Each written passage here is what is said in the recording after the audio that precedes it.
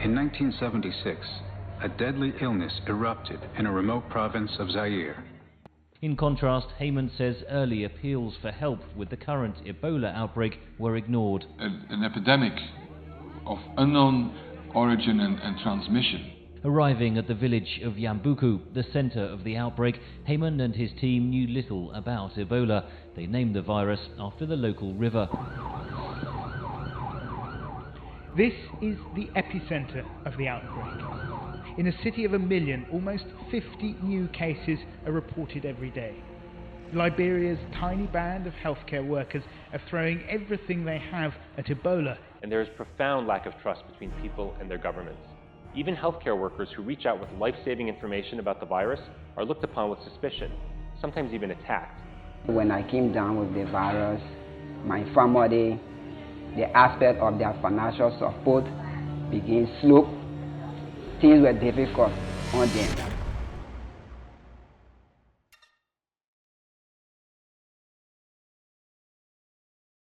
Bon, je pense que si je dois vous demander de me citer un virus, il y a de fortes chances que vous me dites Covid-19, soit comme mon purisme vous dirait que c'est la maladie dans le virus, les virus de la grippe, le virus du sida, ou encore, plus rarement, le virus de la rage. Et si je vous dis virus mortel, vous me répondrez à peu près la même chose, et je vous dirais que vous avez tous tort. À part la rage qui est quasiment de 100%, aucun ne dépasse les 1% de létalité. Même si pour la grippe c'est plus compliqué vu que c'est extrêmement large comme type de virus. Mais il se peut que dans ces questions, vous choisissiez de me sortir le virus Ebola. Mais je suis à peu près sûr à 90% que pas mal d'entre vous ne connaissez quasi rien sur ce virus, à part qu'il est extrêmement mortel. Car oui, on parle tout de même d'un virus qui a un taux de létalité allant de 70 à 90%, ce qui est énorme. Ou encore qu'il s'agit d'un virus à fièvre hémorragique, même si c'est un poil plus compliqué. Ce virus est tellement violent et il pose tellement problème qu'il fait partie des objectifs de l'OMS avec le VIH ou encore le virus Zika. Bref, je vous propose de vous en parler dans 2 vidéos distinctes, une se focalisant sur la première épidémie du virus, et la plus violente de toutes les épidémies, celle de 2013 à 2016, si vous n'avez pas compris cette vidéo. Et une deuxième bien plus technique concernant sa biologie, autrement dit, comment cette merde provoque une maladie bien violente pouvant amener à la mort du sujet. Le 22 août 1976, un homme de 42 ans portant le nom de Mabalo Lokela rentrait d'une excursion de 2 semaines dans son village nommé Yandonji, près de Bumba, dans le nord-ouest du Zaire, qui deviendra la République démocratique du Congo. Il avait décidé d'acheter de la viande d'antilope et de singe lors de son retour afin de les consommer. Ce gars-là travaillait à Yambuku, une petite localité située à 7 km de son village et où il était à la tête de la Mission School. Le 26 août, soit 4 jours plus tard, il se présenta à la clinique externe du Yambuku Missions Hospital avec de la fièvre et des frissons. Au début, il a été supposé qu'il avait le paludisme, une maladie provoquée par un parasite qui s'attrape par piqûre de moustique. Il a donc été décidé de lui prescrire de la chloroquine. Une semaine après, son état avait empiré. Maux de tête, douleurs musculaires, nausées, douleur abdominale et hémorragie intestinale. Il mourra le 6 septembre d'un agent toujours inconnu. Mabalo fut le patient zéro de cette épidémie dont personne ne connaissait la cause. L'agent responsable de cette maladie fut identifié comme étant très ressemblant au virus Marburg, le 13 octobre. Et le jour d'après, il a été confirmé qu'il s'agissait d'un autre virus. Afin d'éviter toute stigmatisation envers la communauté du Yambuku, il a été décidé que ce nouveau virus porterait le nom d'un fleuve situé à 60 km, Ebola. L'épidémie au Zaire a duré du 1er septembre au 16 décembre, selon le rapport de l'OMS paru en 1978, et a fait 318 cas dont 280 ont perdu la vie. 2 questions persistent. D'où provient ce virus et comment a-t-il pu se propager? La propagation du virus a été facilitée par le manque de moyens de l'hôpital et aux pratiques culturelles. À cause du manque de moula, les hôpitaux en Afrique sont contraints de réutiliser des seringues entre chaque patient. Et si elles sont mal stérilisées, ce qui arrivait assez souvent, elles peuvent propager un possible agent pathogène. Il s'agit d'infections nosocomiales. Et forcément, ça a été le cas avec le virus Ebola. Les surfaces infectées par le virus ont été mal stérilisées et ça n'a pas aidé à contenir l'épidémie. Quant aux coutumes funéraires, elle consistait à un contact physique et direct entre le défunt et ses proches, comme ça a été le cas avec Mabalo lors de son enterrement. En fait, un individu peut transmettre le virus tant qu'il est présent dans son sang, et le virus Ebola peut persister plusieurs jours dans le sang après la mort du sujet, donc les cadavres étaient toujours capables de transmettre le virus. Quant à l'origine, c'est compliqué. Il a d'abord été supposé que le virus provint du Soudan, dont une épidémie d'Ebola est aussi apparue peu de temps après le début de celle du Zaire, dans le sud du pays faisant 284 cas, avec un taux de mortalité de 53%. Cependant, cette hypothèse a été très vite écartée quand ils ont remarqué que les deux souche était différente. Il fut alors nommé Sudan virus. L'hypothèse la plus probable, c'est qu'il s'agit d'une zoonose, donc une infection passant la barrière de l'espèce, avec une espèce réservoir ou d'un vecteur inconnu dont Mabalo a été en contact. La zoonose peut se faire de différentes manières, comme par exemple une piqûre de moustique ou encore manger de la viande infectée. Au début, il fit théoriser que ça a démarré via l'ingestion de la viande de singe ou d'antilope que Mabalo a acheté, car la période d'incubation du virus varie entre 2 à 21 jours, et que les symptômes arrivant le plus souvent entre le 5e et le 12e jour. Mais c'est resté qu'à l'état d'hypothèse. Plusieurs espèces ont été aussi passées au peigne fin, des insectes comme des moustiques, des primates non humains, des porcs, des rongeurs ou encore des chauves-souris, mais rien du tout. Cependant, on sait depuis 2005-2006 que les chauves-souris sont très probablement des réservoirs et vecteurs aux filovirus comme Marburg et Ebola, vu que des anticorps spécifiques à ces virus ont été découverts chez ces derniers, et que la zoonose peut se faire soit par morsure, soit par des fruits contaminés par des chauves-souris infectées. Quoi qu'il arrive, comme chaque départ d'épidémie, on ne pourra jamais réellement savoir l'origine exacte du virus, mais seulement des hypothèses. Ceci dit, c'était la toute première épidémie du virus Ebola, et malheureusement, ça ne sera pas la seule. À l'heure actuelle, 20 épidémies dues au virus Ebola, donc celle du Zaire, a eu lieu. Heureusement, 12 d'entre elles ne dépassent même pas les 100 cas, mais seulement 2 ont été particulièrement violentes, celle de 2018 avec plus de 3000 cas, et celle de 2013 à 2016 qui en a fait presque 30 000. La première épidémie d'Ebola avait pris le monde entier au dépourvu, et ça se comprend. Un tout nouveau virus extrêmement létal avec une transmissibilité importante, c'est logique que beaucoup de gens réagissent mal face à ça. Au vu des épidémies suivantes, il a été pensé à tort que le virus ne pouvait qu'être qu'en Afrique centrale, précisément en République démocratique du Congo. Cependant, son apparition en Guinée en 2013 a vite balayé cette pensée. Autant dire que cette nouvelle n'a pas fait péter le champagne, sauf chez les racistes et encore vu ce qu'il va suivre, surtout quand on sait que depuis les attentats du 11 septembre 2001, suivis de peu par les tentatives d'assassinat de sénateurs américains par lettre positive à la bactérie responsable de l'anthrax, le virus Ebola était dans le collimateur des autorités comme une possible utilisation en tant qu'arme biologique pour du bioterrorisme. Bref, grosse ambiance de merde. Et ça aurait pu s'arrêter là, mais il a fallu que cette épidémie qui a duré de 2013 à 2016 a été la plus importante et la plus meurtrière causée par ce virus. 2852 cas recensés en tout avec 11 318 décès selon l'OMS, soit un taux de mortalité de 39,5%. Et il est supposé que ce nombre de morts soit vu à la baisse, d'après Wikipédia, hein, mais il n'y a pas de source donc c'est à prendre avec des gigapincettes. Officiellement, l'épidémie a été déclarée le 10 mars 2014 dans les villes de Gekedou, Kissidougou et Massanta, dans le sud de la Guinée, même si le premier cas répertorié date du 2 décembre 2013. Le patient zéro de cette épidémie serait un enfant de 2 ans qui décéda le 6 décembre. La maladie a fini par atteindre la capitale Conakry, située tout de même à 450 km de l'épicentre. Il semblerait que le virus ait pu se propager via la route nationale 1, qui passe par toutes les villes atteintes. Le virus va aussi passer la frontière. Des cas recensés au Liberia, pays très proche de l'épicentre de l'épidémie, vont être enregistrés. Précisément les comtés de Lofa, qui n'est pas étonnant vu sa proximité avec la région atteinte, mais aussi celle de Margibi, à 450 km de la zone touchée. Des cas à Sierra Leone vont aussi être recensés, qui sera le 3e pays lourdement atteint par cette épidémie. Des individus infectés vont aussi être identifiés au Mali, au Sénégal et au Nigeria, mais sont beaucoup moins importants qu'en Guinée, au Liberia et à Sierra Leone. Et pour en rajouter une couche, en Guinée, il y avait une aversion de la population face aux autorités sanitaires. Certaines familles cachaient des membres infectés pour pas qu'ils se fassent embarquer, au risque que ses proches meurent et que même eux succombent à la maladie. Alors, pourquoi ce comportement ?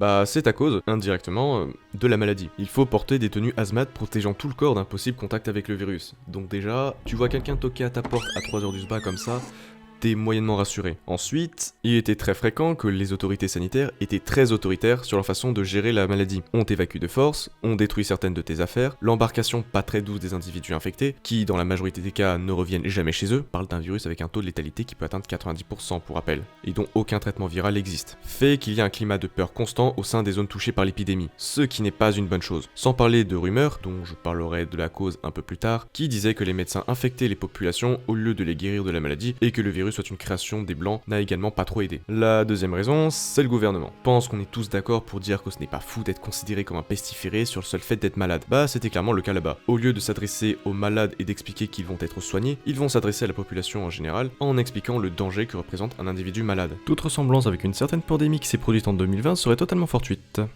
Cependant, l'épidémie ne va pas marquer le monde pour simplement le nombre de cas qui surpasse les précédentes, ni même qu'au fait qu'elle soit présente autre part en Afrique. Ça va être aussi la première fois où il y aura des cas d'Ebola en dehors du continent. Le premier cas hors d'Afrique se situe aux States, précisément au Texas. Il s'agissait d'un citoyen américain d'origine libérienne de 42 ans, nommé Thomas Eric Duncan. Il était à la base au Liberia et décida de rentrer le 19 septembre. Il commença à être malade le 24, puis alla à l'hôpital Texas Health Presbyterian de Dallas le 26 septembre, ou le 25, ça dépend les sources, et fut diagnostiqué atteint d'Ebola le 30 septembre. Après être placé en soins intensifs, il décéda le 8 octobre. Ça aurait pu s'arrêter là, mais pas tellement. Un deuxième cas a été recensé peu de temps après. La différence, c'est qu'il s'agit d'une soignante qui a contracté la maladie sur le sol américain directement, mais surtout qu'elle avait les équipements de protection lorsqu'elle était avec le patient. Ce qui fait que tout le monde a été un peu choc-barre en apprenant la nouvelle. Il est supposé que la contamination soit due à un laxisme au niveau des protocoles. Les échantillons n'ont pas fait l'objet de bonnes procédures ou encore le manque de formation pour gérer Duncan. Un troisième cas sera recensé le 14 octobre. Une infirmière du même hôpital, Amber Vinson. Mais c'était comme pour Duncan, elle l'a attrapé lors d'un voyage et les symptômes sont apparus après avoir mis les pieds sur le sol américain. Il y a un dernier cas, à New York, Craig Spencer, un médecin de 33 ans qui était en Guinée et est retourné dans son pays le 14 octobre en prenant soin de passer par l'Europe. Il déclara la maladie peu de temps après. Au pays des roast beef, il n'y a eu qu'un seul cas, précisément à Glasgow. Pauline Cafferkey, une infirmière, qui a déclaré la maladie le 29 décembre, peu de temps après son retour de Sierra Leone. Mais vu qu'elle a été prise en charge dans un stade assez précoce de la maladie, elle restera la seule personne au Royaume-Uni à avoir chopé le virus et elle y survivra. Le 12 mai 2015, un professionnel de santé a déclaré la maladie sur le sol italien. Il rentrait de Sierra Leone, mais grâce au protocole sanitaire mis en place par le pays, il a été chopé directement à l'aéroport et donc il n'a pu contaminer personne. Mais ces deux cas-là ne sont pas les tout premiers cas ayant développé la maladie sur un sol européen. La première est une infirmière espagnole qui l'a contractée dans un hôpital à Madrid, qui s'occupait des rapatriés atteints d'Ebola, comme le prêtre médecin Manuel Garcia Viejo. Ou Viero, je sais pas comment se prononce cette merde. Mais à part ça, il y a aussi le cas des rapatriés qui ont fait un peu de bordel. Rick Sacra, un médecin américain de 51 ans, a contracté la maladie au Liberia le 5 septembre. Il a été donc rapatrié pour être soigné. Il y a eu aussi des rapatriements en Suisse, Allemagne ou encore en France. Mais heureusement, ce n'était qu'un cas, max 2. L'épidémie sera ensuite considérée comme terminée le 9 mai 2015 au Liberia, malgré un cas atteint du virus 2 mois plus tard. Le 7 novembre 2015, c'est Sierra Leone, même si un nouveau cas sera recensé le 15 janvier 2016. Et le 29 décembre, ça sera autour de la Guinée, là où tout ce bordel a commencé, pour rappel, de considérer l'épidémie comme terminée après 42 jours sans nouveau cas. L'OMS donnera le coup de grâce en annonçant finalement en juin 2016 que l'épidémie est officiellement finie. Et plus de cas après. Vous voulez une anecdote drôle? Enfin drôle...